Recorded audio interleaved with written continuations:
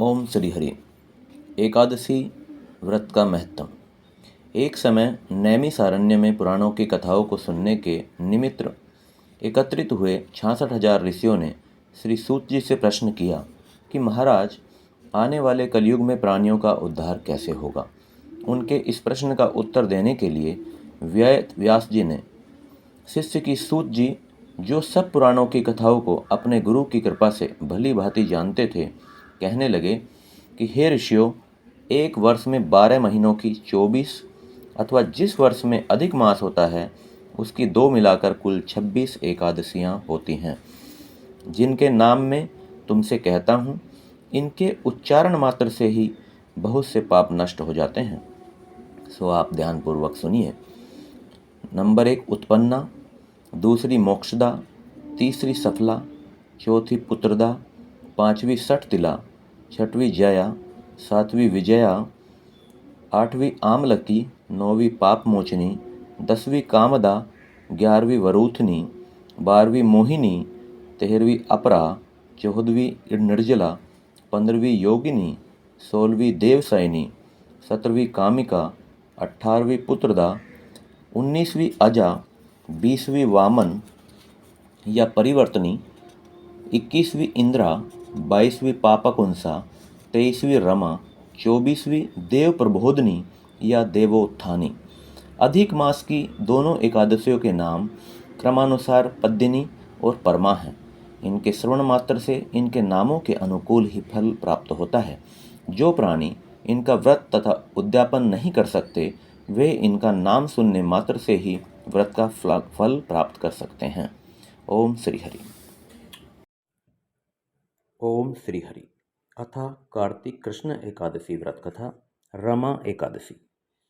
युधिष्ठिर कहने लगे कि हे भगवान, कार्तिक कृष्ण एकादशी का क्या नाम है और इसकी क्या विधि है, इसके करने से क्या फल प्राप्त होता है, सो आप कृपया करके विस्तार पूर्वक मुझसे कहिए। श्री कृष्ण बोले, कृष्ण पक्ष की एकादशी का नाम रमा एकादशी है। यह बड़े बड़े पापों को नाश करने वाली है।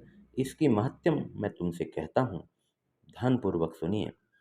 हे राजन, प्राचीन काल में मुचुकुंद नाम का एक राजा रहा था। उसकी इंद्र के साथ मित्रता थी और साथ ही यम, कुबेर, वरुण तथा विभीषण के साथ भी मित्रता थी। यह राजा बड़ा धर्मात्मा, विष्णु भक्त और न्याय के साथ राज्य करता था। उस राजा की एक कन्या थी जिसका नाम चंद्रभागा था। उस कन्या का विवाह चंद्रसेन के पुत्र शोभन के साथ हुआ। एक समय वह शोभन ससुर के घर गया। उन्हीं दिनों जल्दी ही पुण्यदायिनी रमा एकादशी भी आने वाली थी। जब व्रत का दिन समीप आया तो चंद्रभागा को अत्यंत सोच उत्पन्न हुआ कि मेरे पति बहुत दुर्बल हैं और मेरे पिता की आज्ञा अति कठोर है। 10वीं को राजा ने ढोल बजवा कर सारे राज्य में यह घोषणा करवा दी कि एकादशी को भोजन नहीं करना चाहिए। ढोल की घोषणा सुनते ही शोभन को अत्यंत चिंता हुई और अपनी पत्नी से कहा कि हे प्रिय, अब क्या करना चाहिए। मैं तो किसी प्रकार भी भूख सहन नहीं कर सकूंगा। ऐसा उपाय बतलाओ कि जिससे मेरे प्राण बच सकें, अन्यथा मेरे प्राण अवश्य चले जाएंगे। चंद्रभागा कहने लगी कि स्वामी, मेरे पिता के राज्य में एकादशी के दिन कोई भी भोजन नहीं करता। हाथी, घोड़ा, ऊंट, बिल्ली, गौदा आदि भी तृण, अन्न, जल आदि ग्रहण नहीं कर सकते। फिर मनुष्य का तो कहना ही क्या। यदि आप भोजन करना चाहते हैं तो किसी दूसरे स्थान पर चले जाइए, क्योंकि यदि आप यहाँ रहना चाहते हैं तो आपको अवश्य व्रत करना पड़ेगा। ऐसा सुनकर शोभन कहने लगा कि हे प्रिय, मैं अवश्य व्रत करूँगा। जो भाग में होगा वह देखा जाएगा। ऐसा विचार कर उसने व्रत रख लिया और वह भूख व प्यास से अत्यंत पीड़ित होने लगा। जब सूर्य नारायण अस्त हो गए तब रात्रि को जागरण का समय आया, जो वैष्णवों को अत्यंत हर्ष देने वाला था, परंतु शोभन को अत्यंत दुखदायी हुआ। प्रातःकाल होते ही शोभन के प्राण निकल गए। तब राजा ने सुगंधित काष्ठ से उसका दाह संस्कार कराया, परंतु चंद्रभागा ने अपने पिता की आज्ञा से अपने शरीर को दग्ध नहीं किया और शोभन की अंत्येष्टि क्रिया करने के पश्चात अपने पिता के घर में ही रहने लगी। रमा एकादशी के प्रभाव से शोभन को मंदरांचल पर्वत पर धन धान्य से युक्त तथा शत्रुओं से रहित एक सुंदर देवपुर प्राप्त हुआ।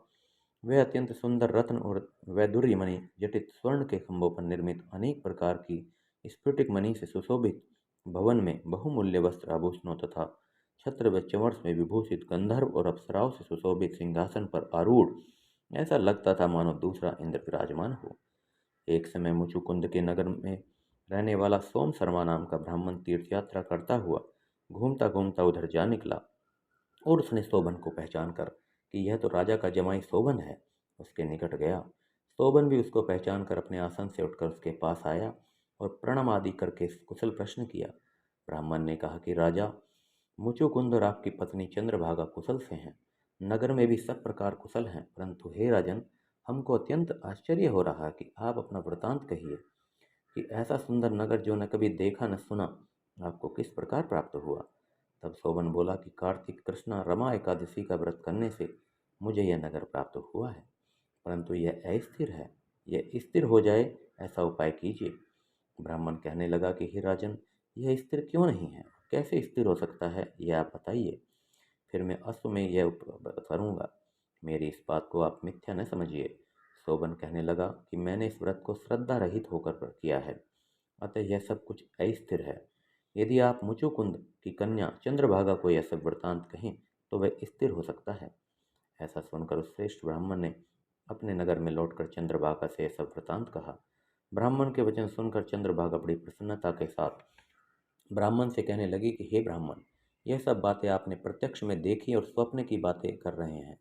ब्राह्मण कहने लगे कि हे पुत्री, मैंने महावन में तुम्हारे पति को प्रत्यक्ष देखा है, साथ ही किसी से विजय न हो ऐसा देवताओं के नगर के समान उसका नगर भी देखा है। उन्होंने यह भी कहा है कि यह स्थिर नहीं है, जिस प्रकार वह स्थिर रह सके सो उपाय करना चाहिए। चंद्रभागा कहने लगी कि हे विप्र, तुम मुझको वहाँ पर ले चलो। मुझे पति देव के दर्शन की तीव्र लालसा है।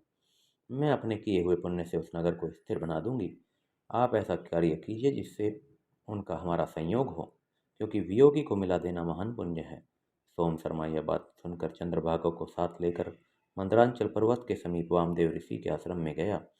वामदेव ऋषि ने उनकी बात सुनकर वेद मंत्रों के उच्चारण से चंद्रभागा का अभिषेक किया। तब ऋषि के मंत्र के प्रभाव और एकादशी के व्रत से चंद्रभागा का शरीर दिव्य हो गया और वह दिव्य गति को प्राप्त हुई। इसके बाद वह बड़ी प्रसन्नता के साथ अपने पति के समीप गई। अपनी प्रिय पत्नी को आती देखकर शोभन अत्यंत प्रसन्न हुआ और उसको बुलाकर अपनी बाईं तरफ बैठाया। चंद्रभागा कहने लगी कि हे प्राणनाथ, आप मेरे पुण्य को ग्रहण कीजिए।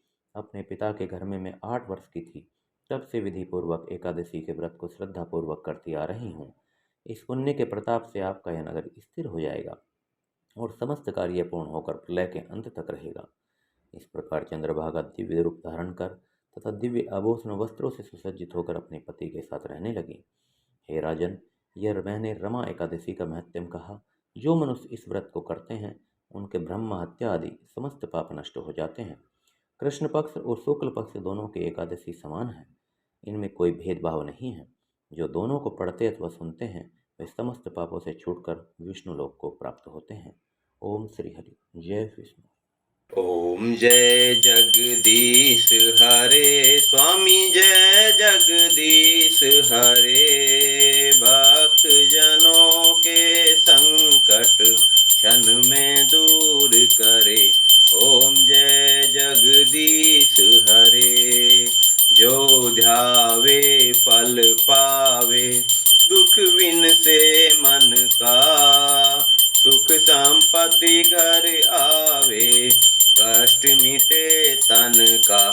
ओम जय जगदीश हरे। मात पिता तुम मेरे, शरण गहूँ मैं किसकी। तुम बिन और न दूजा, आस करूँ मैं जिसकी। ओम जय जगदीश हरे। तुम पूरन परमात्मा, तुम अंतर्यामी। पार ब्रह्म परमेश्वर, तुम सबके स्वामी। ओम जय जगदीश हरे। तुम करुणा के सागर, तुम पालन करता। स्वामी तुम पालन करता। मैं मूरख कल कामी, मैं सेवक तुम स्वामी। कृपा करो भरता। ओम जय जगदीश हरे। तुम हो एक अगोचर, सब प्राणपति। किस विधि मिलूं दयामय, तुमको मैं कुमति। ओम जय जगदीश हरे। दीन बंधु दुख हरता, तुम ठाकुर मेरे। अपने हाथ उठाओ, द्वार पड़ा तेरे। ओम जय जगदीश हरे। विषय विकार मिटाओ, पाप हरो देवा। श्रद्धा भक्ति बढ़ाओ, संतन की सेवा। ओम जय जगदीश हरे। बोलो विष्णु भगवान की।